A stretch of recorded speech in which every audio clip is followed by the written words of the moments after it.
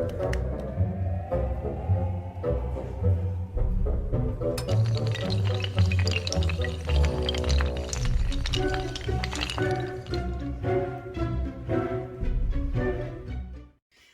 queridos! Tudo bem com vocês? Olha só, hoje voltamos ao esquema lousa, hein? Hoje tá filé. Vocês podem perceber que hoje a lousa tá, ó, carregada, hein? Trabalhei pra fazer isso aqui, viu, gente? Não tá fácil, não. Mas vamos lá, vale a pena. Gente, hoje a gente vai começar relevos, tá bom? Depois a gente vai linkar relevos com tipos de rochas, mas primeiro eu vou falar sobre relevos, até porque, bom, porque eu quis também, tá? O ideal era a gente ver primeiro o ciclo das rochas, mas como eu tive que montar essa lousa aqui, então eu vou adiantar um pouquinho que não vai fazer muita diferença para vocês, tá bom? Gente, então formas de relevo. Forma de relevo está diretamente associado com uma dinâmica, né, de dois fatores, que são fatores que, claro que nenhum deles dependem de nós, tá? São fatores independentes, são fatores relacionados com a própria dinâmica do nosso planeta. Lembre-se que o nosso planeta ele é muito dinâmico, tanto em relação ao que acontece na crosta, na litosfera terrestre, e o que acontece também na atmosfera terrestre. Obviamente que eles têm forças diferentes, o que acontece, as forças que estão ali dentro, no interior do nosso planeta, placas tectônicas, vulcanismo, enfim, toda essa atividade das placas, ela é muito mais intensa, ela causa transformações talvez até muito mais visíveis do que aquelas causadas pelos fatores atmosféricos, né? Seja chuva, seja vento. Porém, ainda assim, o terreno ou a superfície da Terra, ela vai ser moldada, ela vai ser feita, né? Ela fica naquele formato bonitinho, que não é plano, não custa a gente falar, né? Vai ter aquele formato bonitinho, então, de montanhas, vales, depressões, planícies. Então, isso vai ser graças a essa dinâmica entre fatores que a gente chama de internos e fatores que a gente chama de externos, tá? O nome correto, gente, a gente até pode chamar de internos e externos, mas pode ter um outro nome um pouquinho mais complexo, um pouquinho mais bonitinho, tá? Um pouquinho mais chique, que são os fatores endógenos internos, relacionados com a crosta terrestre, e os fatores que são exógenos, externos, relacionados com a atmosfera, tá? Então a dinâmica entre esses dois fatores, os internos e os externos, faz com que a gente tenha então o relevo da forma como ele é. Então por isso que em alguns lugares a gente vai ter um terreno muito mais elevado, né, com muito mais montanhas, cadeias de montanhas, como a gente inclusive viu lá quando nós vimos as aulas de litosfera, quando tem choque de placas tectônicas, você vai ter cadeias de montanhas, mas isso também faz com que a gente tenha áreas de planície, áreas de vales, áreas de planalto, que é o que a gente vai ter predominantemente aqui no Brasil. Bom, eu coloquei aqui bem pequenininho, não sei se está dando para vocês conseguirem enxergar, tá? Mas entre esses fatores endógenos, então vai ser choque de placas tectônicas, né? O afastamento entre as placas, ou o encontro entre as placas, ou atividades vulcânicas, ou a atividade vulcânica ela é muito decisiva na formação de algumas regiões de relevo no planeta Terra. A gente pode ter também intrusões, lembra que, por exemplo, no meio da crosta terrestre, você pode ter uma formação de uma espécie mesmo de magma que intrude ali, tá? Que entra no meio dessa crosta, e isso pode causar uma elevação no terreno, uma transformação na superfície acima dessa intrusão. Então são coisas, gente, relacionadas com essa dinâmica interna da Terra que faz com que a gente tenha algumas regiões mais altas e mais baixas, tá? Como o Brasil ele não está numa área de choque de placas tectônicas e a gente está distante de uma área de afastamento também de placas tectônicas, todo o terreno brasileiro, gente, vai ser um terreno extremamente antigo, tá? O terreno brasileiro, ele vai ser lá quase alguns lugares a gente vai ter rochas de quase 2 bilhões de anos, para vocês terem uma ideia. Os fatores que são exógenos vão ser aqueles que vão realmente depois moldar a superfície, tá bom? Aqueles que vão deixar esse relevo, essa forma do nosso planeta da forma como ele está hoje, né? Dos moldes como ele está hoje. Entre esses fatores, gente, nós vamos ter as chuvas, tá? Em lugares que chove mais ou chove menos, inclusive lugares que são bem mais secos também tem um tipo diferente de transformação da superfície, lugares que tem muito vento, lugares que tem muitas geleiras, ou os rios, ou lugares próximos a oceanos, tá? O mar ele também tem uma grande capacidade de moldar essa superfície. Então esses fatores externos, né, não só a atmosfera, mas também se eu pensar em água, né, se eu pensar em rio, se eu pensar em mares e oceanos, eles também têm uma capacidade então de moldar, de formar essa superfície terrestre. Bom, eu coloquei aqui, gente, para vocês terem uma noção de que nós temos uma dinâmica, tá? Quando a gente fala de moldar, como que eu quero dizer com os elementos exógenos moldam o nosso planeta? Olha, o que a gente quer dizer com isso? Quer dizer que nós vamos ter uma dinâmica entre esses fatores, que a gente vai chamar de intemperismo e erosão, e o que a gente vai chamar de deposição e sedimentação. Faltou um cedilha aqui. Bom, o que é intemperismo, tá? Vamos começar primeiro pelo intemperismo. Vamos imaginar, gente, que nós temos algum tipo de rocha, seja ela qual for, tá? Você teve, de repente, uma atividade vulcânica, expeliu nessa atividade vulcânica magma, esse magma se solidificou, se transformou num tipo de rocha que a gente chama de rocha magmática cristalina, só que nesse caso ele vai ser plutônica, ou perdão, ele vai ser vulcânica, porque é de atividade vulcânica. Bom, essa rocha, ela cobre uma parte da superfície e ela fica ali, tá bom? Vou fazer só um quadradinho aqui, fingindo que a gente tem essa rocha. Imaginem que aqui tem uma abstração, tem uma imaginação muito boa, tá? Que exige uma boa imaginação. Você tem então uma quantidade de rocha que vai ser as rochas, nesse caso, magmática vulcânica. Acontece, gente, que uma parte dessa rocha, ó, tudo isso aqui ao redor, obviamente, também é rocha, tá? Essa rocha, uma parte dela tá pra dentro, né, da crosta terrestre, tá ali, que a gente não consegue enxergar. O que a gente enxerga? A gente enxerga a superfície, né? A gente enxerga o que tá por cima dessa rocha. O que está por cima dessa rocha muitas vezes vai sofrer por um bom tempo, tá, gente? Vamos colocar aí não 100 anos, não 200 anos, mas alguns milhares de anos aí. Essa superfície aqui, olha, dessa rocha, vai sofrer com a ação da chuva. A água da chuva ela vai infiltrar, a água da chuva ela vai cair e conforme a água da chuva ela cai, gente, ela literalmente vai causando algumas rachaduras. E para além dessas rachaduras, ela vai causar uma transformação química nessa rocha. Ela literalmente faz com que essa rocha comece a ser corroída. É como se a gente deixasse alguma coisa de ferro, né, sei lá, uma bicicleta ou alguma coisa na chuva. Depois de muito tempo, esse material ferruginoso ele começa a apresentar ferrugem. O que vai acontecer na rocha é muito parecido, claro que com outros elementos, e não só apenas o ferro, a gente vai ter outros elementos que começam a ser corroídos pela ação da água da chuva. A água da chuva, conforme ele vai corroendo isso aqui, olha, essas rochas, gente, que antes era sólida, né, firme ali, sem nenhum tipo de rachadura, ela começa a se transformar de rocha para solo. E esse processo a gente chama de intemperismo, tá? Intemperismo é a desagregação da rocha, transformando ela em solos. Então, o que essa primeira coisa vai fazer aqui, olha, é desagregar, é quebrar esse processo, essas rochas. Pode ser qualquer rocha, tá? Eu dei o exemplo das rochas cristalinas, mas pode ser as sedimentares, pode ser as metamórficas. Elas vão começar a apresentar, então, rachaduras, vão se desagregando, vão quebrando nesse processo que a gente chama de intemperismo.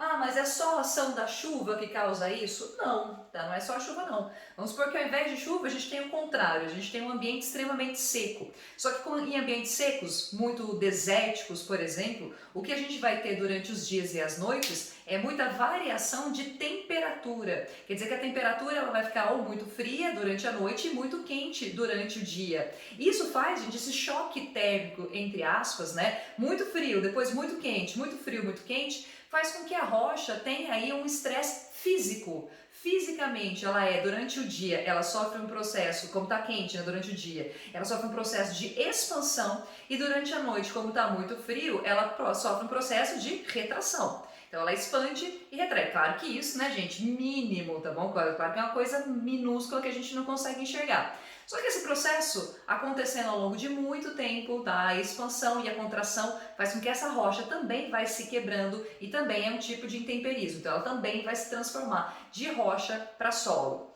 Bom, então essa é a primeira dinâmica, essa é a primeira coisa que vai acontecer. Então praticamente todos os relevos anteriormente, eles eram o quê? Rochas. E essas rochas primeiro sofrem o intemperismo. Só que depois de um tempo, gente, vamos imaginar então que aqui, olha, não tem mais rocha, tá bom? Esse negocinho que eu desenhei aqui, olha, faz de conta que é tudo solo, a gente não tem mais rocha, a gente só tem solos. E depois, lá na frente, a gente vai ver que os solos, eles são dispostos em camadas diferentes. Bom, essa chuva, só porque se transformou em solo, não quer dizer que a chuva pare de cair, tá? A chuva ela vai continuar caindo, a não ser que a gente tenha algum tipo de apocalipse ou algum tipo de transformação muito drástica na superfície terrestre, mas isso nunca vai ser tão rápido, tá? Bom, a não ser agora que está acontecendo e a gente está vendo essas transformações, mas enfim, vamos supor que não. O que vai acontecer, o passo seguinte, é a erosão.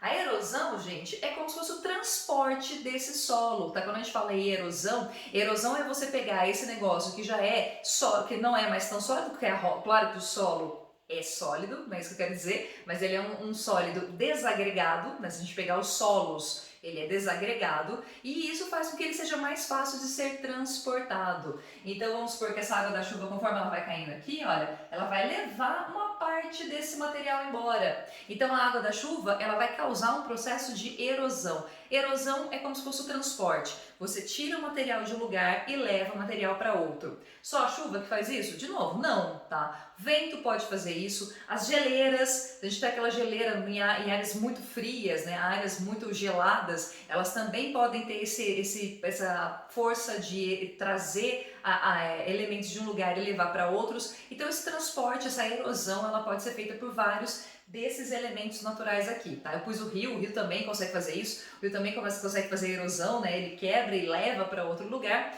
Só que esse material, se eu tô falando que ele é tirado de um ponto, ele tem que se depositar em outro, tá? Ele vai ser levado para outra região. E aí a gente tem o restante do processo, que vai ser a deposição e a sedimentação. Deposição, porque você tira o material daqui, ó, vamos supor que esse material ele migra daqui e ele provavelmente vai se depositar, ele vai se acumulando em lugares mais baixos. Conforme ele vai se acumulando em lugares mais baixos, depois de algum tempo, além de se depositar, né, além da gente ter a deposição, a gente vai ter também a sedimentação. Qual que é a diferença? Sedimentação é quando aí você vai ter várias camadas desse material, tá? Muitas das camadas desse material. Só que essas camadas, gente, ela começa a sofrer também processos químicos e físicos e começa a literalmente endurecer esse material. Se esse material fica ali por muito tempo, tá? Se ele fica ali por uma grande porção de tempo, né? Alguns milhares de anos, esses materiais, esses restos de solo, de rocha que foi transportado, vão se transformar em rochas sedimentares, tá bom? Então, é um outro processo que aí a gente vai ter também, além de você depositar o material ali, depois ele vai acumulando, ele se transforma, ele sofre uma sedimentação e uma cimentação, é como se ele virasse um cimento mesmo, né? Como se fosse uma cola,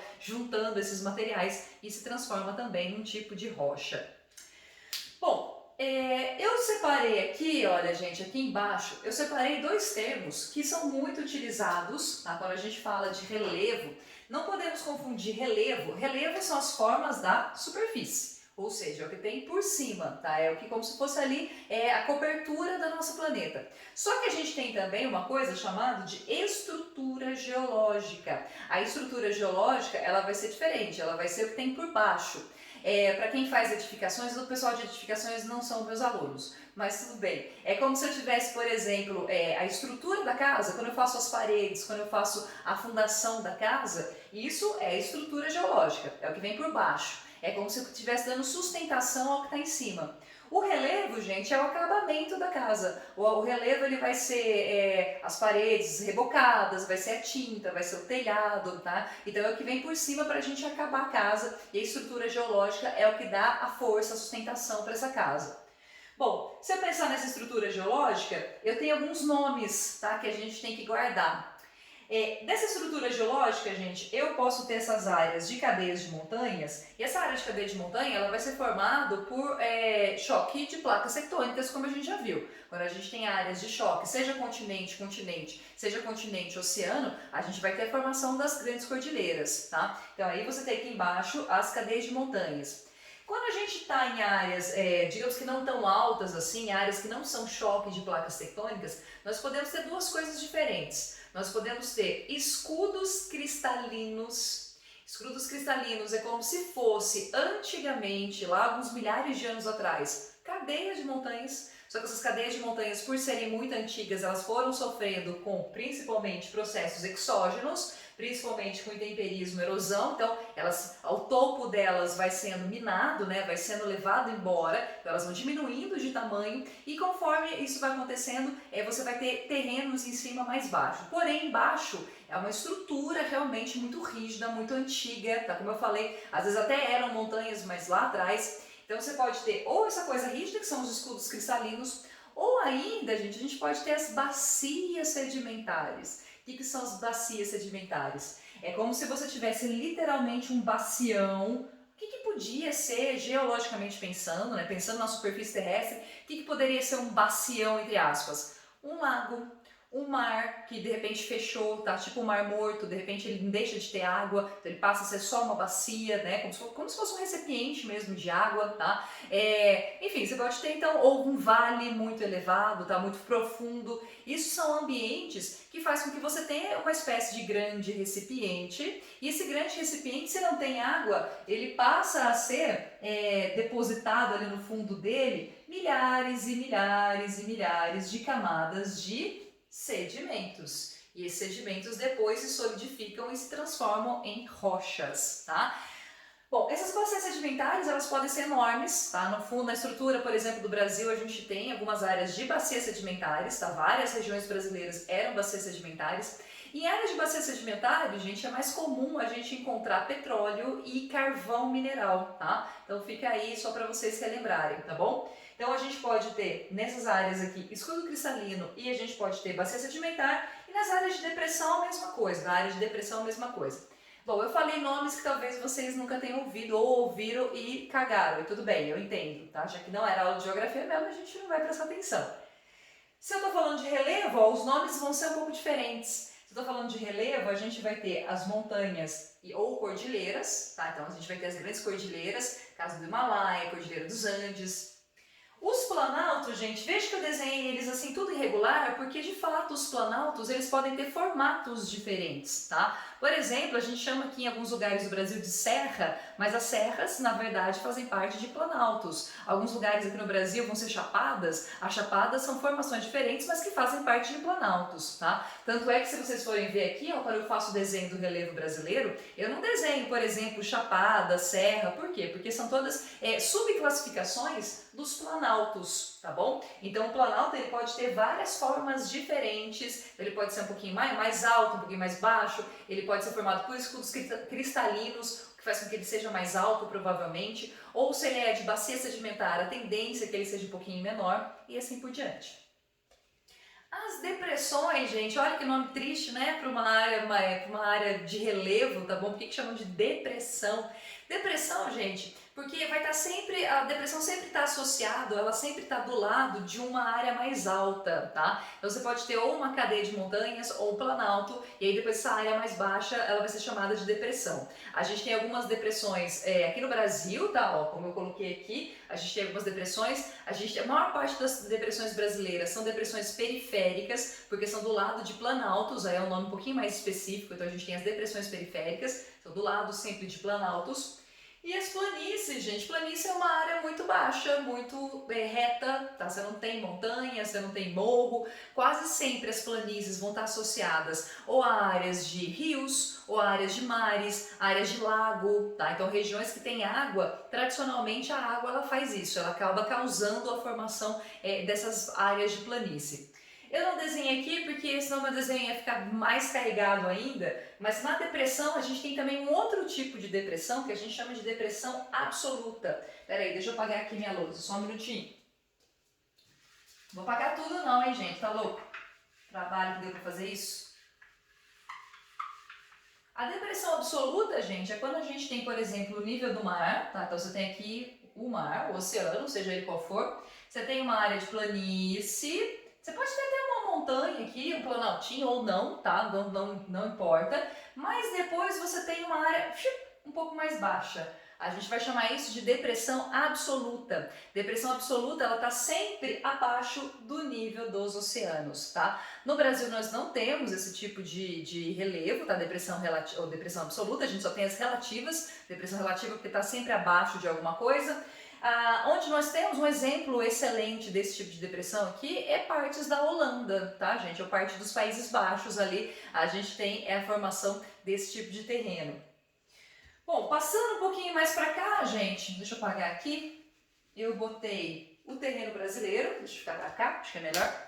Eu coloquei aqui o terreno brasileiro, vocês podem perceber que a gente vai ter uma concentração bastante grande de planaltos, porém a gente não tem cordilheiras, tá? O Brasil não tem cadeia de montanhas, porque a gente não está em área de choque de placas tectônicas. Esse choque vai acontecer um pouquinho mais para cá, na América do Sul.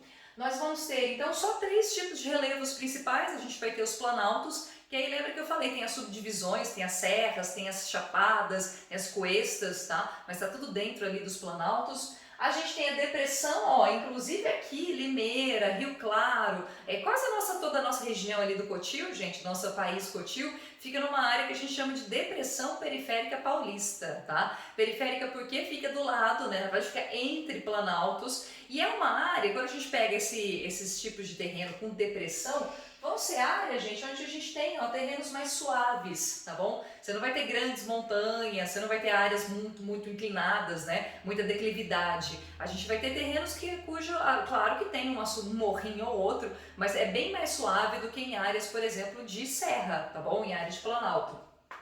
E por último, as planícies. Quero chamar a atenção de vocês que a planície no Brasil, ó, ela vai ficar praticamente em toda a área litorânea. Então, todo o litoral brasileiro, nós temos a presença das planícies causada pelo Oceano Atlântico. Nós temos a grande planície causada pelo próprio rio Amazonas. Nós temos uma aqui, olha, que é do rio Tocantins-Araguaia.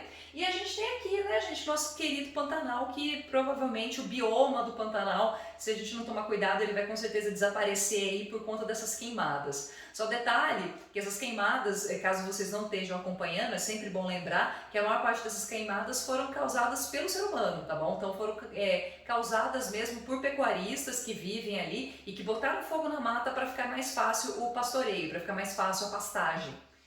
São os criminosos, tá bom? Então são criminosos e a gente não pode defender esse tipo de atitude.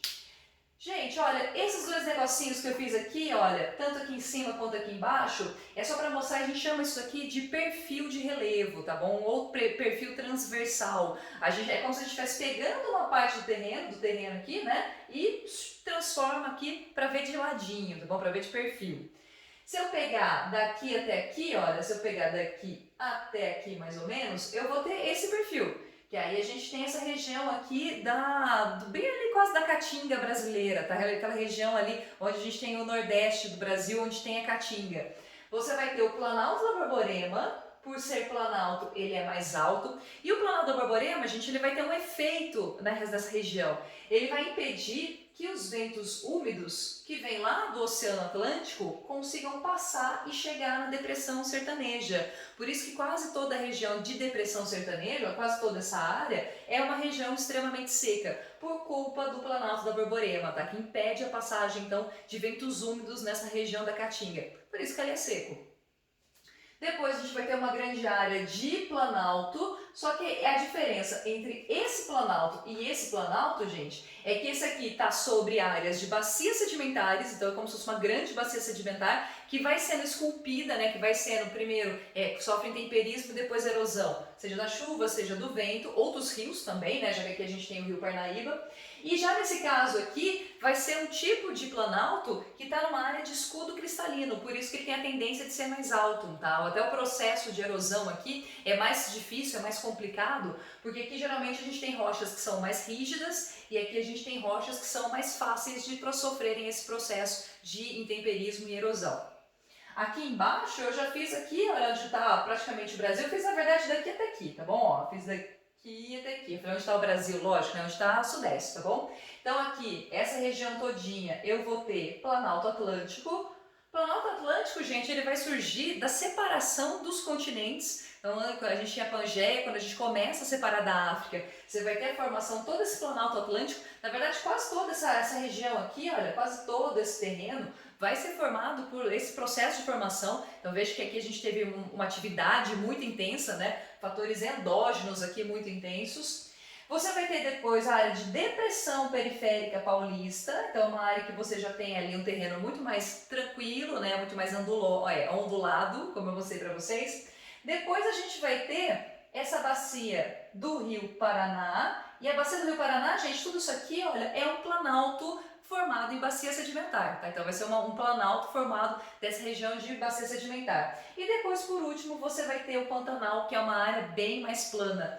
O Pantanal, gente, veja que ao redor dele, ó, todo ao redor dele, você tem planaltos. Por isso que quando chove nessas áreas de planaltos, a água acaba indo parar nessa região do Pantanal. Ela funciona como se fosse uma bacia, tá? A diferença é que ela não é ainda coberta por sedimentos. Talvez depois de milhares de anos ela tenha essa transformação, mas por enquanto ela é só uma área muito plana mesmo, tá bom?